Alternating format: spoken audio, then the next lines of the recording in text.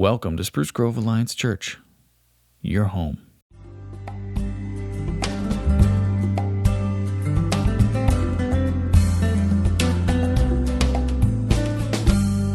Well, good morning. My name is Keith, for those of you who don't know, and I'm one of the pastors here. And today is a good day. It is Baptism Sunday, one of my favorite Sundays of the year, because it's a Sunday where we get to hear so many stories of people who truly have had their lives changed by Jesus. And so I know that because this is Baptism Sunday, likely there are a lot of people here today that wouldn't normally come to church, but you're here because maybe you had a family member or a friend that invited you, and you just wanted to come and support them. I just want to say how just appreciative that we are that you've done that. And so on behalf of them and myself and the church, I just want to say welcome. That even though, you might not be so sure about all this God stuff, and even though church may not be your scene, you came because you wanted to support them. So thank you so much and welcome. And because this is Baptism Sunday, if this is you and you're visiting here, you might be wondering what to make of all these stories that you're going to hear a little bit later on in the service. Because these stories are unlike any story that you normally hear day to day. And so you're going to wonder, what's going on with this? And you're going to be tempted to think, well, that's great for them. I'm so happy for my friend, that God works for them, but, he's just not really for me. I don't need him. And that's what you think. I don't think you're alone in that. Honestly, when I talk to a lot of my friends who aren't Christians, they think that God is a crutch. And when they say that, I don't disagree with them, because a crutch is someone or something that helps to support you when you can't stand on your own. And so when they say, well, listen, I don't need God. My life's doing just fine. I say, yeah, okay. But there will come a time in almost every person's life when you start to experience some storms, and the storms are so big, they're so great, that if you do not have someone or something to support you, you will fail, your life will fall apart, and you'll hit rock bottom. And I'm here today to try to convince you that Jesus is the best crutch, he is the best, most solid foundation, and that if you build your life on him, the solid rock, then you can stand any and every storm that could ever come your way. Now, as a church, we've just come out of this series on the Sermon on the Mount, which is where we looked at some of these teachings of Jesus in Matthew chapter 7, where really it's the longest unbroken discourse that we have by Jesus on record. And in that Sermon on the Mount, he paints a picture of the kingdom of God. He paints the picture of the solid foundation of a worldview on which one should build their lives. And Jesus tells at the very end of that a parable. He tells a parable about two different people that built their houses, built their lives on two different foundations, and they had two very different outcomes. I'd like to read that for you from Matthew chapter 7. These are the words of Jesus. Therefore, everyone who hears these words of mine and puts them into practice is like a wise man who built his house on the rock. The rain came down and the streams rose and the winds blew and beat against their house, yet it did not fall because it had its foundation on the rock. But everyone who hears these words of mine and does not put them into practice is like a foolish man who built his house on sand.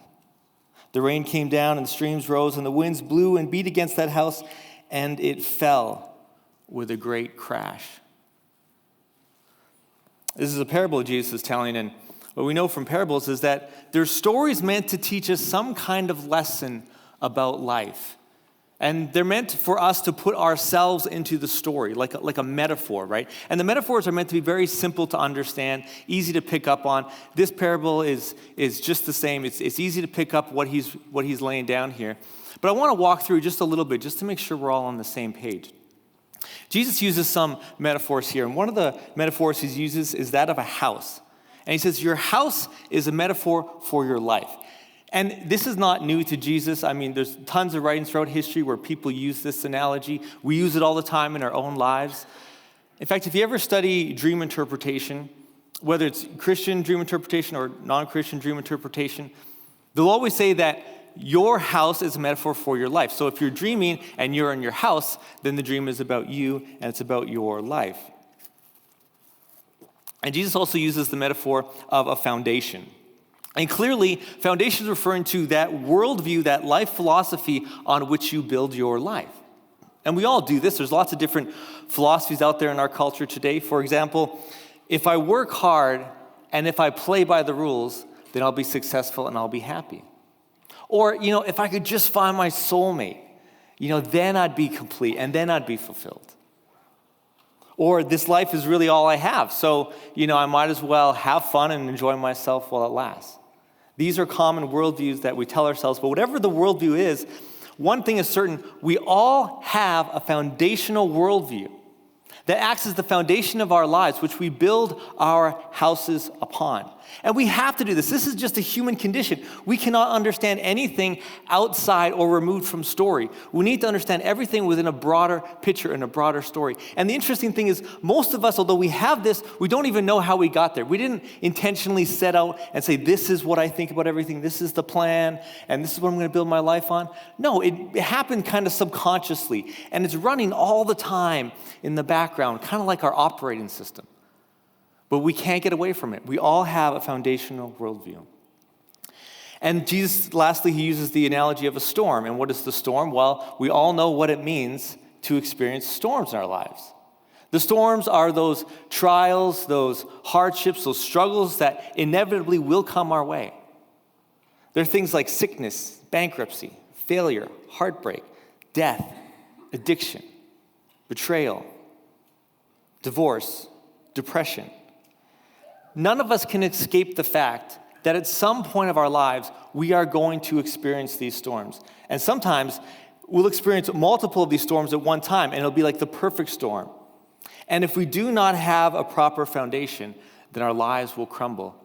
And Jesus is saying here that if you build your life on my words and my teachings, and if you put them into practice, then you will have a foundation that is built like a solid rock. And if you build your life on that, then you will never crumble, regardless of any storm that comes your way. And at this point in the sermon, Jesus, he sort of is summarizing the entire Sermon on the Mount, because he says in the passage in verse 24, he says, therefore. And when he says, therefore, and then tells the parable, he's saying, therefore, because of all of this stuff I just said, this entire Sermon on the Mount, therefore, because of that, this is a summary of that. And in the Sermon on the Mount, which is Matthew chapter 5, 6, and 7, what he does is he really sort of describes a worldview, the kingdom of God. We often refer to it as the upside-down kingdom that he's describing, because it's very contrary to the other worldviews and the other things that we're taught. He talks about things like loving your enemies and praying for those who curse you. I mean, that's weird. That's different. It's not the norm, right? And that's this upside-down kingdom. And he's saying that if you build your life on this upside-down kingdom, then it will be able to weather any storm that comes your way. And that's what baptism is, right? When you hear these baptism stories today, that's what it's all about. It's about people saying that I have chosen the Jesus way. I have chosen to build my life on the solid foundation that cannot be shaken. Now, a lot of the baptism stories that we hear and that you will hear, they tend to follow a similar pattern, right? It's a pattern that is very inherent to the human condition. Each story is unique, of course, right? And our God is personal and he's unique. But each story has some commonalities. Kind of like how every face has 2 eyes, 2 ears, a nose, a mouth, right? But no two faces are the same. Right? Same with our stories. They follow a similar pattern because this is how God deals with us. This is how God deals with people, and this is how we are designed. But each one is going to be a little different. And what I've noticed over my life, over witnessing so many baptism stories, is that there's a little bit of a difference between a teenage baptism story and the adult baptism story, right? There's a keen difference. The adult baptism story usually goes something along these lines. It looks like this. They go, I was building my life, and someone had told me that this was a pretty good foundation. They had built their life on this foundation, and there was this worldview, and I thought, okay, I'll do that. So they built their lives on a certain foundation. And then they'll say, but then something happened. I started to experience some storms in life, maybe the perfect storm, right? And I hit rock bottom, and my life just came tumbling down. It collapsed. And so there I was, and I was just laying amongst the rubble of my life, and I was thinking to myself, well, if I'm going to rebuild my life, I should rebuild it on a different foundation, because this one clearly is not stable enough to handle the storms of life. So I need a different foundation. And so I started to search, and maybe I started going to church, or a friend invited me to church, or I started reading my Bible, or maybe there was some sermons online I started listening to, and they painted a different picture. They showed me a different foundation. And then I knew some Christians. I looked at their lives, and they seemed like they were living pretty decent lives. And so I decided that I was going to start rebuilding my life right here on the solid rock of Jesus. And that's why I'm here, and that's why I'm getting baptized today, because I want to tell the whole world I'm choosing to rebuild my life here on the Jesus way. That's the adult baptism story, and it's great. The teenage baptism story looks a little different, right? Because the youth just simply do not have the life experience to have witnessed building a life and then have it totally crumble because it was built on a faulty foundation. They just haven't had that experience yet. And so this is usually what their story sounds like. They say, I was at a place in my life and I was beginning to think about the life that I wanted to build for myself, right? I knew my day was coming when I was going to leave my parents' home. And so I started to survey the land, so to speak. I began to see what were the kind of worldviews and philosophies out there on which one could build their life. And some of my friends, they said, oh, check out this one. This one's good over here. I like this. I'm going to build my house here. And so the youth went over there and took a look at it. And, they started kind of testing the ground. And they thought, it seems a little smooshy to me. I'm not so sure. If it gets wet, it might become unstable, right? And then so they looked at the life of the person that was trying to convince them, and they looked at their life, and they looked at their house, and they thought, I see some cracks starting to show here and there. And as they get to know them more, and as they look around their house, they think, I think you're just one storm away from this whole thing coming down. And I don't know. I got one life. Listen, I got one life. I don't want to waste it building on a faulty foundation to have it crash. No one cares about me more than me. I want to build my life on a solid foundation. And then that's when usually the youth will say, and I also happened to be attending a church youth group at the time. And I knew some Christians, and they were talking to me. And they said to me, this is a solid foundation. They said, you should actually try building your life on this.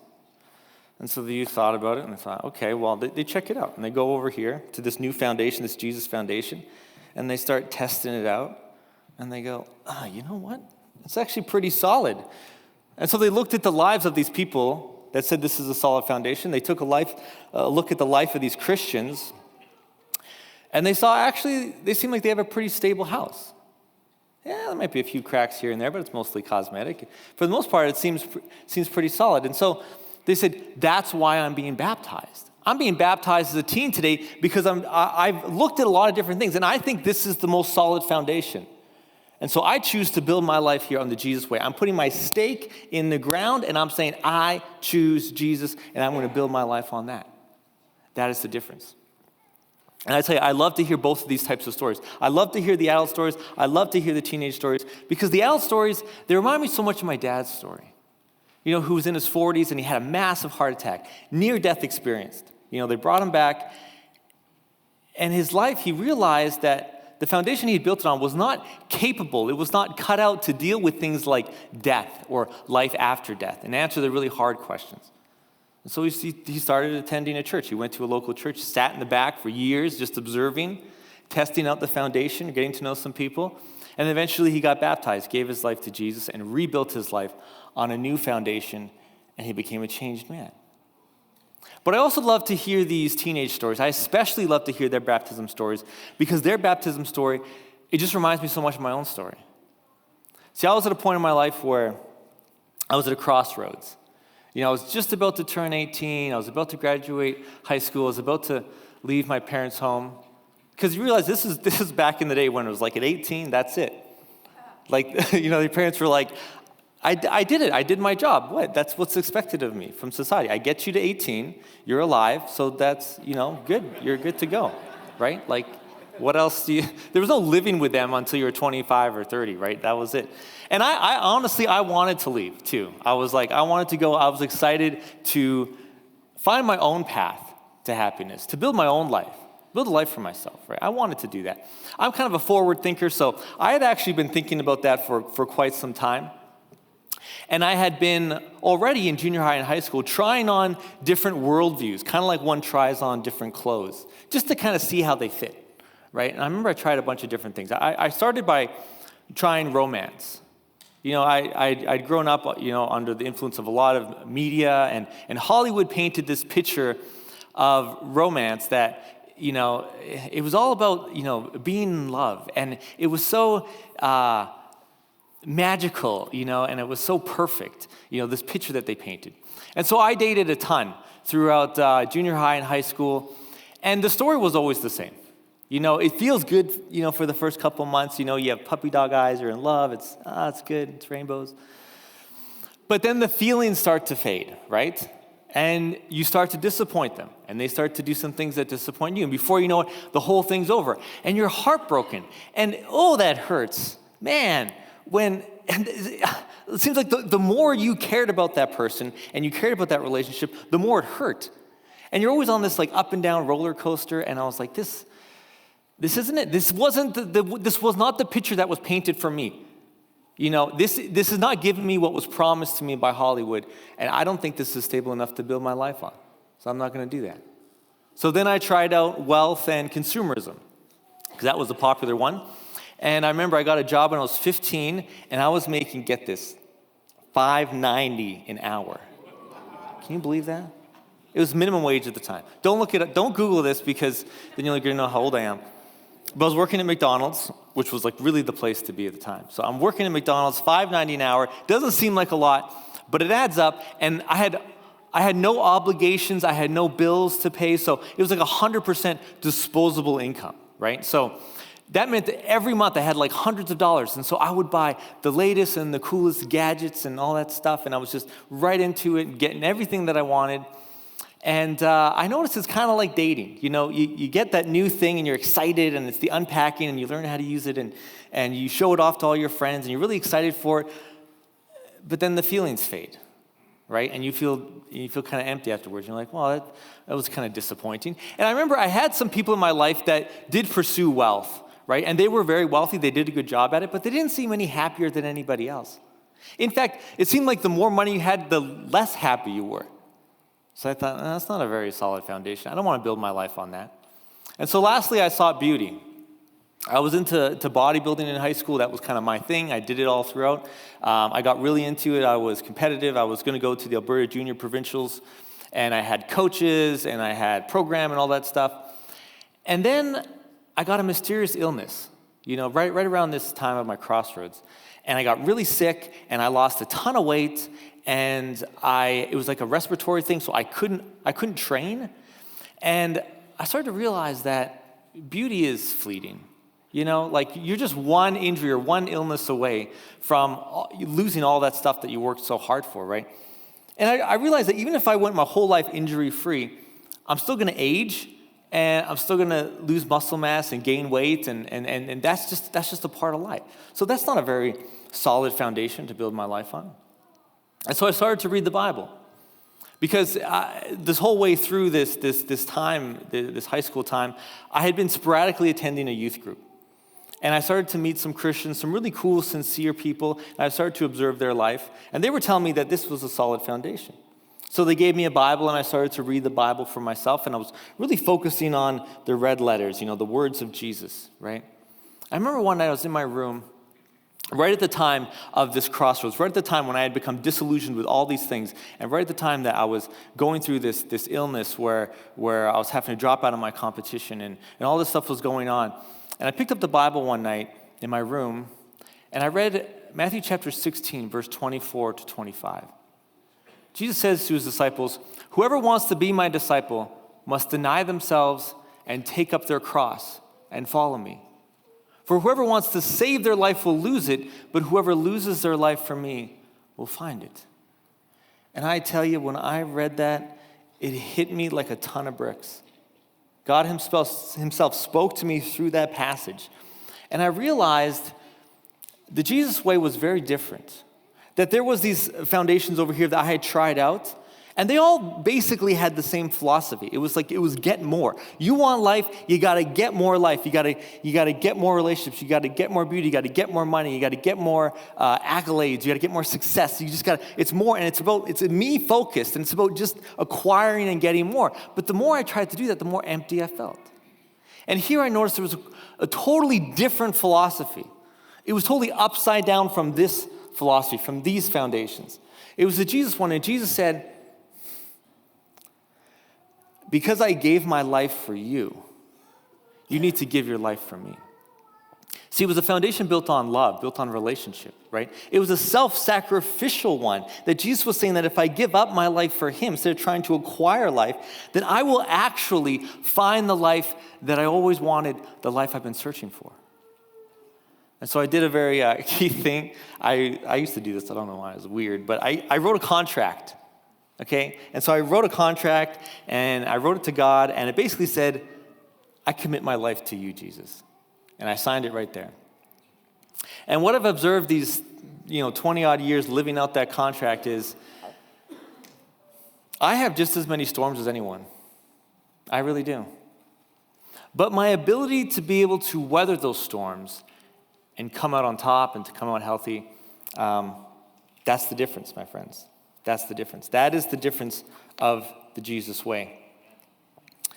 I'm reminded earlier we were just singing this song, and these lyrics just jumped out to me. He bore my sin, so I gladly bear his name. And I think for me that kind of summarized it very well. And so the question I leave with you today, the question I have for you is, what foundation are you building your life upon? Because we all do it, we can't escape it. What is that foundation? And how good is that foundation at weathering the storms of life? How good would it be if your situation were to change? If a storm were to come your way? How well would you stand up if you lost your job? Or if your spouse left you? Or if your child died? Or if you became deeply depressed and couldn't bring yourself out of it? What if you were accused of something and your name was dragged through the mud and your reputation was spurned? What if you got a cancer diagnosis tomorrow? Or perhaps your life does seem really good on the outside. It seems well put together, but you know more than anyone that when the busyness stops and when you're alone with your own thoughts, that you feel kind of empty. You feel unhappy and lost.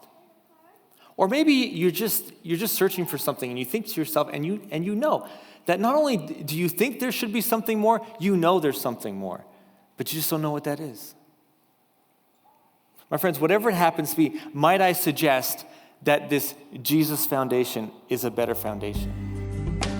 Thanks for listening to this week's message from Spruce Grove Alliance Church. For more information or to hear past messages, please visit sgac.net.